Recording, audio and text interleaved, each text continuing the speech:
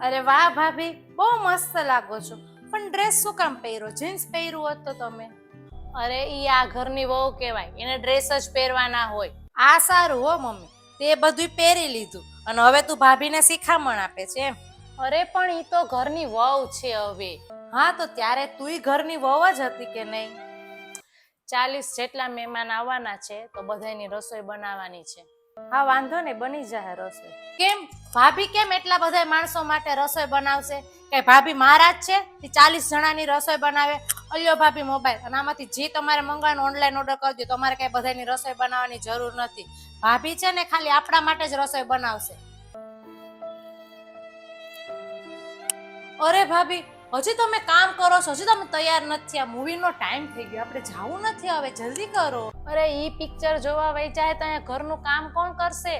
Mummy movie જોવા હું ને ભાભી બે જ જાય છે, તમે બાકી બધાય ઘરે જ છો. હજી કામ હોય ને તમે બધે કરી લેજો હો.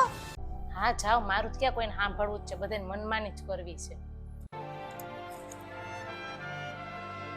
આવો ફાઈ, કેમ છો? ઘરે શું કરે? બધા મજામાં? લ્યો ચા પીઓ. સારું છે હો બટા, ઘરે બધાય મજામાં છે. તું કે તારે શું હાલે? બસ મારે શું, ઘરના કામ ને ઘર ને બસ એ બધું હાલે રાખે. અરે કામકાજ ને એ બધું તો ઠીક છે, પણ આ ઘેરે તારી ઓલી જુવાન નણંદ બેઠી છે, એના લગ્ન કરવાના છે કે નહીં? કઈ લગ્ન નું વિચાર્યું કે નહીં તમે?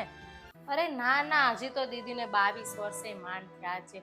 હજી તો એને ભણવાનું છે, એનું કરિયર બનાવવાનું છે, એના કેટલા સપના છે એ પૂરા કરવાના છે. લગ્ન માટે તો જે આખી જિંદગી પડી છે, ગમે ત્યારે લગ્ન કરી શકીએ.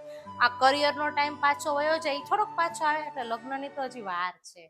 પણ એ બધું અરે પણ બંધ રહેવા દ્યો, તમે ચા પી લ્યો, ચા ઠંડી થઈ જશે. હા એ બધું તો ઠીક છે, પણ એને રસોઈ બસોઈ કરતા કઈ આવડે કે નહીં? કે આખો દી કરિયર ને સપનું ની જ બધું હોય છે એને?